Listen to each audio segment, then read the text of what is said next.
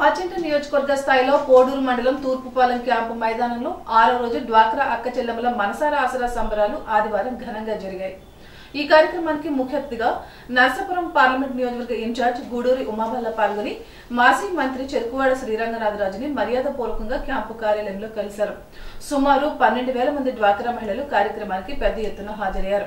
చంటి పిల్లలకు ఎటువంటి అసౌకర్యం కలగకుండా పాల సదుపాయం కూడా ఏర్పాటు చేశారు.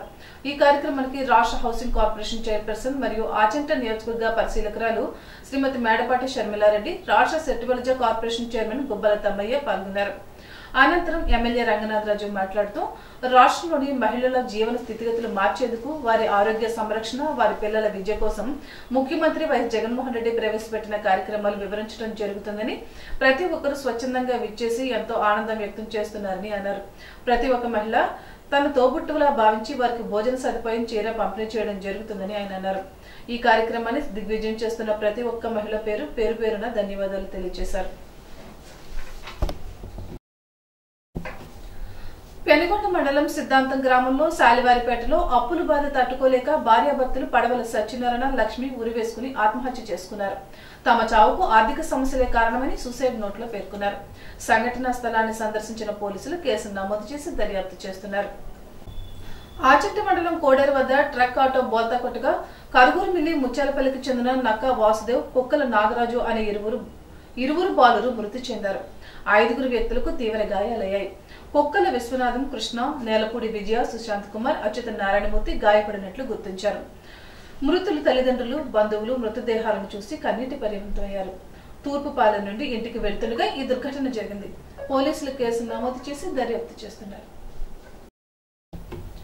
రాష్ట్రానికి ఇచ్చిన ప్రత్యేక హోదా, విభజన హామీలు అమలు చేయకుండా కేంద్ర రాష్ట్ర ప్రభుత్వాలు ప్రజలను మోసం చేశాయని, ప్రత్యేక హోదా ఆ హామీ అమలులో విఫలమయ్యాయని నెడమరులో ప్రజా సంఘాల కార్యాలయంలో సిపిఎం పార్టీ మండల కన్వీనర్ నారపల్లి రామనారావు అన్నారు.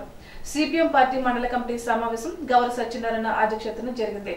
ఆయన మాట్లాడుతూ కేంద్ర ప్రభుత్వం ప్రవేశపెట్టిన బడ్జెట్ రాష్ట్రానికి తీరని అన్యాయం జరిగిందని, కార్మిక హక్కులు కాలరాస్తూ ఐసిడిఎస్ బలోపేతానికి నిధులు కేటాయించకుండా, పోలవరం నిర్మాణానికి నిధులు ఇచ్చి పూర్తి చేయకుండా, రైల్వే జోన్ అమలు చేయకుండా, ఆంధ్రుల హక్కు అయిన విశాఖ ఉక్కును ప్రైవేటీకరణ పేరుతో కార్పొరేటర్ కు కట్టబెట్టిందని అన్నారు. ఈ సమావేశంలో కంచా వరప్రసాద్, లావెట్టి చంద్రరావు, వెలగలెట్టి మోహన్, కానూరి రాజు, వి సోంబాబు పాల్గొని మాట్లాడారు. ప్రభుత్వం విద్య, వైద్యం, మౌలిక వస్తువులు విస్మరించి రాష్ట్ర అభివృద్ధిని అధోగతి పాల్చేస్తుందని ఉండి ఎమ్మెల్యే మంతెన రామరాజు విమర్శించారు. కోమటిగుంట గ్రామంలో ఇంటింటికి టీడీపీ బాబుతో భవిష్యత్తుకు గ్యారంటీ కార్యక్రమాన్ని ఆదివారం నిర్వహించారు. ఈ సందర్భంగా ఎమ్మెల్యే రామరాజు మాట్లాడుతూ గత ప్రభుత్వ హయాంలో కేటాయించిన నిధులను సైతం వైసీపీ ప్రభుత్వం రద్దు చేయడంతో గ్రామాల అభివృద్ధికి ఆటంకం కలిగిందని విమర్శించారు. రానున్న అసెంబ్లీ ఎన్నికల్లో టీడీపీ జనసేన కూటమి విజయం సాధించడం ఖాయమని ఉండి ఎమ్మెల్యే మంతెన రామరాజు అన్నారు. కోమటిగుంట గ్రామంలో వైసీపీ నాయకులు తెలుగుదేశం పార్టీలోకి చేరారు. మాజీ సర్పంచ్ యలమంచిలి రామాంజనేయులు, పొలమంతెన యేసరాజు, కాప్శెట్టి వెంకటరమణ, యలమంచిలి శ్రీను, ఎమ్మెల్యే మంతెన రామరాజు సమక్షంలో టీడీపీలో చేరారు. ఈ కార్యక్రమంలో టీడీపీ మండలాధ్యక్షుడు జీవి నాగేశ్వరరావు, మాజీ సర్పంచ్ యలమంచిలి వెంకటరమణ, గ్రామ పార్టీ అధ్యక్షులు గుర్రం వెంకట సత్యనారాయణ, మండలి ప్రధాన కార్యదర్శి మంతెన నాగాంజనేయులు, యలమంచిలి గణపతి, అభిరుచి కాశీరాజు, మంతెన కోదండ రామరాజు, మంతెన సుబ్బరాజు, బండారు వేణుగోపాలరావు, టీడీపీ జనసేన నాయకులు, కార్యకర్తలు పాల్గొన్నారు.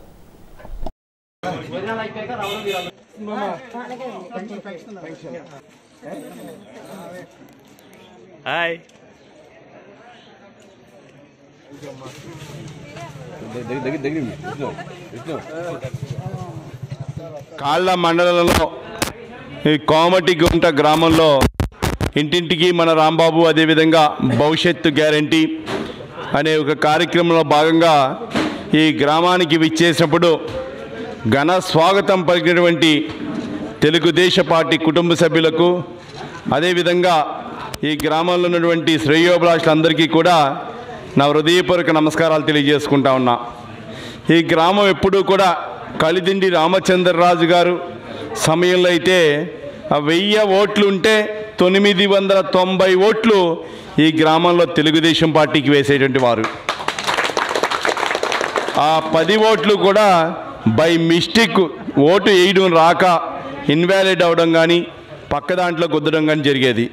అటువంటి గ్రామం ఎప్పుడు కూడా ఈ గ్రామాన్ని చూస్తే నాకు ఎంతో గర్వంగా ఉంటుంది. అందరూ కష్టాన్ని నమ్ముకుని పొలం ఉన్నా సరే వారు రోజువారీగా పనికి వెళ్ళి ఇక ఉపాధి ఉన్నా కూడా ఇక ఉపాధిని పెంచుకునే విధంగా ఈ గ్రామంలో ప్రతి ఒక్కరూ కూడా కష్టపడడం జరుగుతూ ఉంటుంది.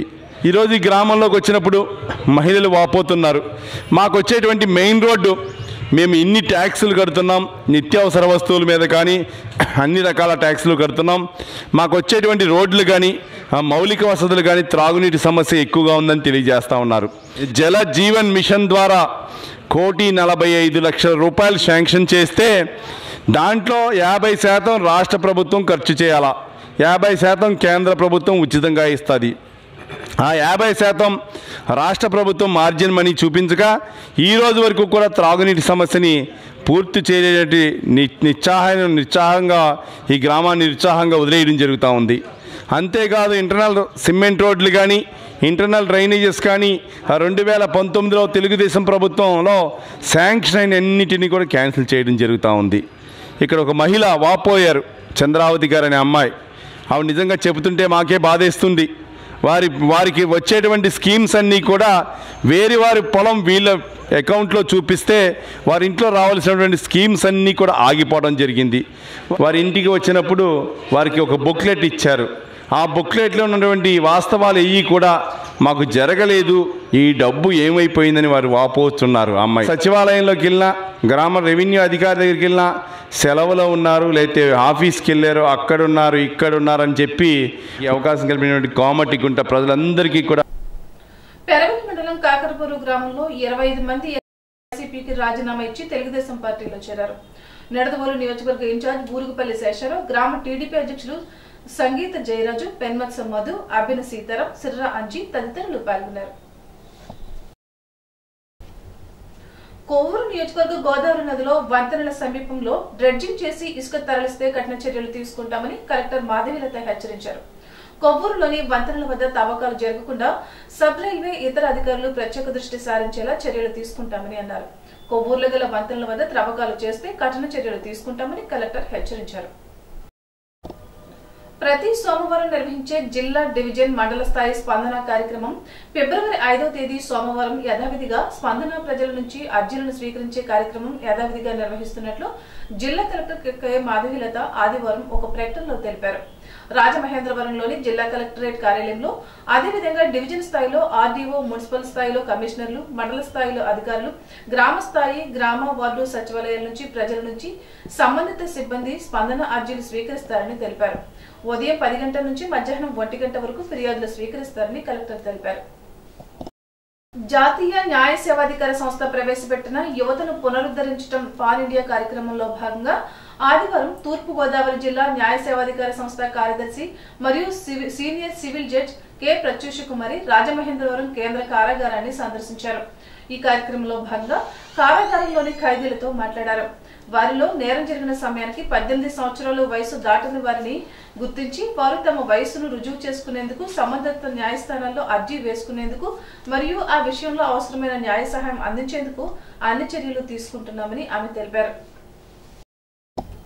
పిల్లల్లో ఆరోగ్యకరమైన ఆహారపు అలవాట్లపై అవగాహన కల్పించడం చాలా అవసరమని జిల్లా కలెక్టర్ డాక్టర్ కె మాధవీలత పేర్కొన్నారు.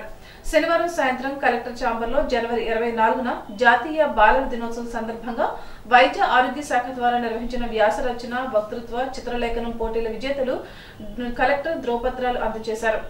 జాతీయ బాలికా దినోత్సవం సందర్భంగా ప్రభుత్వ ఉన్నత పాఠశాలలో వారితో సేవ్ గర్ల్ చైల్డ్ నినాదంతో విద్యార్థులకు వక్తృత్వ, వ్యాస రచన, చిత్రలేఖన పోటీలు నిర్వహించి విజేతలకు మొదటి బహుమతి 5,000, రెండవ బహుమతి 3,000, మూడవ బహుమతిగా 2,000తో పాటు ప్రశంసాపత్రం, మెమెంటోను అందజేయడం జరిగింది. బుట్టాయిగూడెం మండలం కొవ్వాడ గ్రామంలో కొంచెం కొవ్వాడయ్యకు చెందిన ఆవును పులి తినేసింది. ఆవు కళేబరాన్ని చూసి రైతు కొవ్వాడయ్య వెలిపించాడు. ఆవులకు మేత వేయడానికి సోదరుడు కొంచెం రాజు వెళ్లగా ఒక ఆవు కనిపించకపోవడంతో వెతికాడు. సమీపంలో ఆవు కళేబరం కనిపించడంతో వెలిపించాడు. ఈనాటి బంగారు మాట.